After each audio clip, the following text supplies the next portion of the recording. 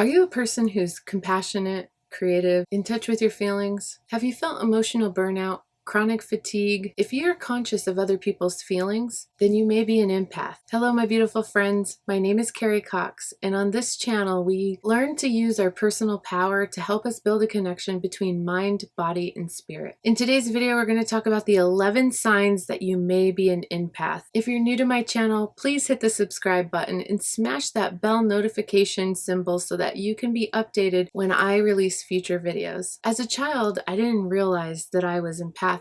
Up until a few years ago, I really didn't understand what that meant or why it would even matter for me to know what that was. The Dalai Lama said, "Empathy is the most precious human quality." When we are empathic, we can be affected by other people's emotions that are around us. Have you ever walked into a room of people and you can just sense or feel or just know what the emotions of the people in the room are? Have you ever been around someone and you just knew how they felt, or you could feel how they felt in your own body? Being an empath means that we're able to feel other people's emotions as if they were our own. Now, why would that be important? And doesn't it sound kind of cool, like it's more of a gift? It's important because it can really start affecting our own emotions, our own energy fields, and we can get sick and feel depleted of energy when we're taking on other people's energy. Something I see in my practice is I come across a lot of empaths who have also blocked themselves, or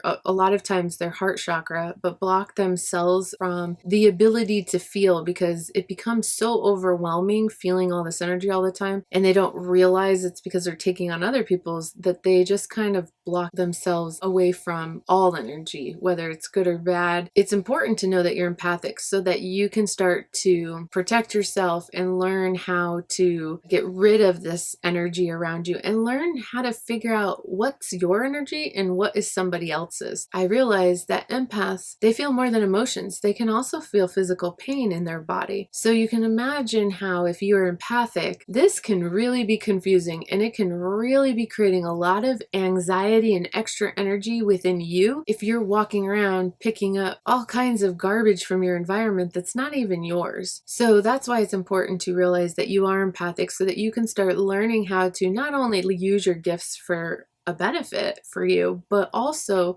how you can protect yourself, how you can decipher between what is somebody else's and what is yours. The ability to be able to feel other people's emotions and their physical pain is why empaths make great healers, caregivers, nurses. It's because they're able to really feel on a very deep level how the other person or what the other person is feeling. It allows the empath to make that other person feel more at ease.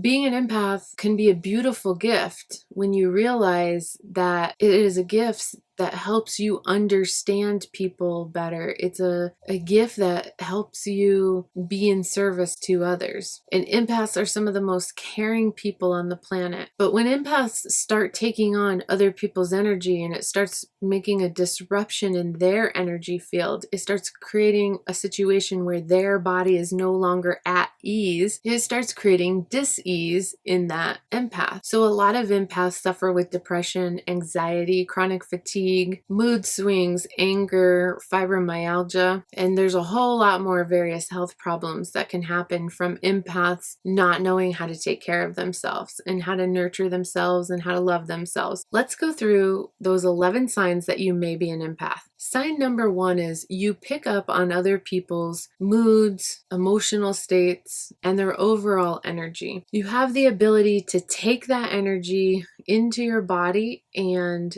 feel what they feel and empathize with them. But if you don't know how to protect yourself, this can drain you of your energy. You need to be aware of what is yours and what is someone else's. The number 2 sign that you might be empathic is people look at you as trustworthy. They tend to come to you and they like talking to you about their problems. Maybe they feel really comfortable around you. It's like they trust you even when they don't know you. Strangers that you're talking to could just start telling you all of their deep, dark secrets. And it's because they feel like they could trust you. You're actually really actively listening because that's what empaths do. And they know that and they can feel that. And so they're comfortable. They also know that because they can trust you, they know that you're not going to judge them. So they don't have fear in expressing themselves to you because they just automatically feel safe with you. The number 3 sign that you may be empathic is everyone's happiness is important to you. You will put everybody else or their needs before your own. You want everybody to be happy even if it costs you something. And when we do this, we start neglecting ourselves. We need to have strong boundaries, and we need to know when to say no and be okay saying no, and we need to put our own needs first. I love using the analogy of the airplane with my clients because I think it's a great analogy. There's no analogy better to me than when you're an empath and you want to help everybody and you're in a situation like being on an airplane, you have to put your own oxygen mask on before you can help someone else. If you go help someone else first, you're going to pass out, and then you're not going to be there to help anybody. Well, it's the same thing in life. You have to put your own needs, wants, and desires first so that you're not depleting yourself, so that you have the energy and the stamina and the desire and motivation to want to help other people. How can you live your purpose helping other people if you are feeling tired and drained all the time? So you have to put your needs first. You have to take time for self-care. You have to nurture yourself. There isn't going to be anyone out there that's going to take care of you and nurture you for you. You have to nurture you. So it's super important to make time for self-care. I schedule at least one 90-minute massage for myself a month. I have morning routines that I do that are super important because it is how I prepare for the day. We have to take time for ourselves. It's probably one of the hardest things to do as empaths because we want to be out there helping everybody else. We want to say yes to everything or everybody. We don't want to disappoint people, but we have to build boundaries and we have to take care of ourselves. This is one of the big things I find with empaths is they do lack boundaries. They do want to people please. They do want to make everyone happy. And so many empaths are suffering. And it's really sad because they shouldn't be suffering. You're doing good. You're helping people. Why would you live in a state of suffer? We need to be building our energy into very strong, resilient energy that is protected from being absorbed or used by other people. The number 4 sign that you may be empathic is you get overwhelmed in large crowds. If you go to concerts or Disneyland or anywhere where you have large groups of people and you feel overwhelmed by the energy, then you're probably empathic. You have a lot of different energy coming at you from all directions, and the way to recover from that is to be spending some time alone after, doing things that recharge you, getting plenty of rest, being hydrated, replenish the nutrients that are lost from being in that crowd. Everybody's way of recharging is going to be different. The number 5 sign that you might be empathic is you bottle up your emotions. So empaths tend to repress their feelings. And the reason for this is because not only are they so busy listening to everybody else's problems, but they feel like there's no one there to listen to them. And that's because they are always so busy listening to everybody else's stuff that they almost feel bad or guilty talking about their own stuff. The number 6 reason that you may be empathic is that you are sensitive. You are sensitive to literally everything because everything is energy. So you're sensitive to food, to medication, to your environment, to toxins, to EMF, which is TVs, electronics, computers, microwaves, cell phones, power lines, fluorescent lights. Your energy field gets disrupted by that EMF. Too much video gaming is really bad for somebody who's empathic. It creates a lot of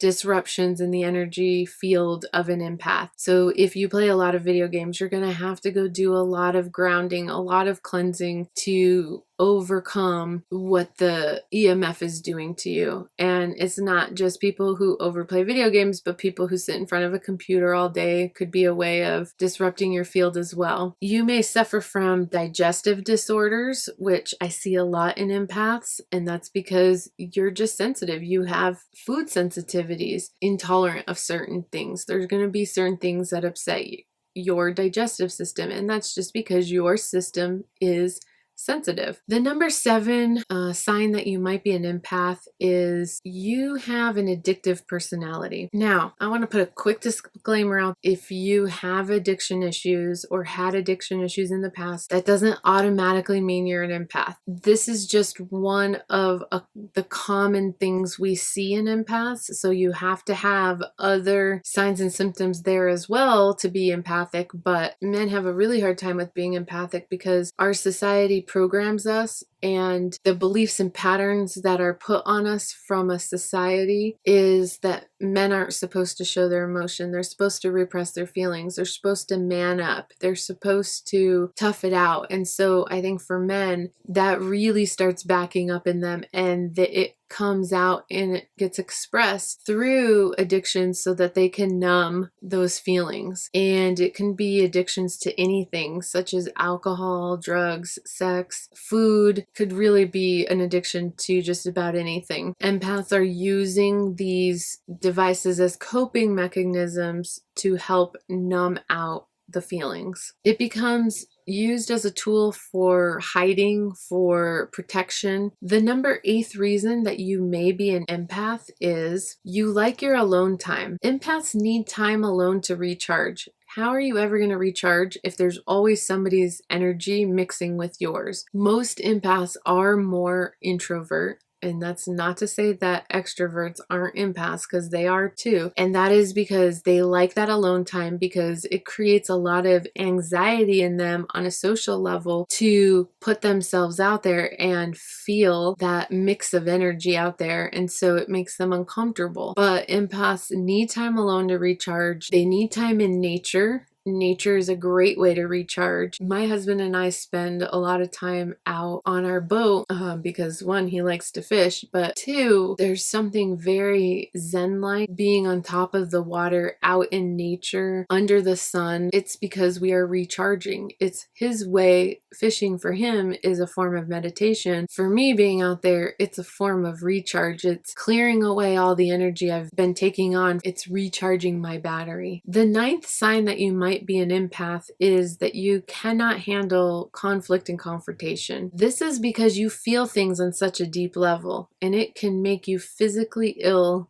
to feel these negative feelings. And so you want to do everything you can to avoid feeling the negative feelings. Now, there's a whole lot more that goes into this because a lot of empaths lack boundaries. So a lot of times this not liking conflict and confrontation is because you don't have boundaries and you may be a codependent. But these are all things that typically do happen and are symptoms for empaths. And so once you start going on your journey of understanding what being empathic means, how to protect yourself, how to clear yourself, then you don't feel so weak in those areas and you can build strong boundaries. The 10th sign that you may be empathic is that you're creative. You may like music, singing, acting, drawing, or writing. You have a very strong and creative and vivid imagination. So most empaths are very creative people. The 11th sign that you may be an empath is that you strive for the truth. Anything that doesn't feel like truth feels wrong to an empath. They're kind of like human lie detectors. It feels wrong to an empath when there's lies being told, and you almost can't get away with it with an empath because they can always call out a liar. The more and more you start discovering your gifts and yourself on your journey, the more seeking the truth becomes important. And you will spend time reading and researching and watching videos to find that truth. So now that we know what the 11 signs of being an empath are, let's talk about what to do to avoid this burnout that we may feel when we are empathic. The first thing we want to do to avoid this feeling of feeling burnt out or tired is we want to recognize who are the negative people in our life, who takes a lot of energy from us, who makes us feel drained when we're around them, who always has a negative outlook on life, and who doesn't make us feel good and make us feel empowered when we're with them. We want to try and avoid these people as much as possible because they're sucking too much energy from us. Now, sometimes in life, you can't avoid somebody. Let's say they're your coworker. You don't have the power to send them away, so you have to deal with them. In that instance, you're going going to have to learn how to protect yourself from them and their energy and what to do to recharge and cleanse. You will know that they affect you and your energy field by just feeling emotionally or physically depleted after being in their presence. Another solid way of getting through that burnout, or that if you do feel zapped from that being around that negative person, is learning how to ground. Grounding and earthing is a great way to bring yourself back to full charge. I like to use earthing as my method of grounding. So earthing is when you go outside and you put your bare feet on the earth. So walk around in the grass for 20 minutes, or put your hands on a tree and allow the tree to take your energy from you. We have a polarity with the earth, and so the earth will take that extra energy and pull it out of us, and then we'll feel more balanced. Another tip to beat emotional burnout from being an empath is to really watch what you're putting in your body. Watch the foods you're putting in your body, how much chemicals you're using around yourself. You are sensitive to those things. If you suffer from chronic inflammation, that's a good sign that you are sensitive to your environment. It's important to stay away from sugar. You need energy. Get it from your food. Another tip would be to make sure you're getting a good night's sleep. We only heal when we're in parasympathetic nervous system, which is rest and digest. You need to rest so that your body will heal. And the last tip that I have for you for beating emotional burnout from being an empath is to build a shield around you. Now, there are many variations of doing this, and it really just comes down to what resonates with you, what feels right to you, how do you want to visualize it, but it's visualizing some kind of shield around you. You can use white light, but you need to have some kind of shield so that it is possible to be around these people and not absorb their energy. Discovering that you're empathic can be super exciting, so please leave me some comments below and let me know if you think you are an empath or if you know you are an empath, and just know that this is the beginning. Enjoy this journey, explore it, learn about it. We came here to learn more about ourselves. It's the whole reason we're having this temporary human experience. It is in this journey that life begins to form a meaning in your mind, your body starts to feel peace, and your spirit begins to light up. Don't forget to like and share this video. Namaste.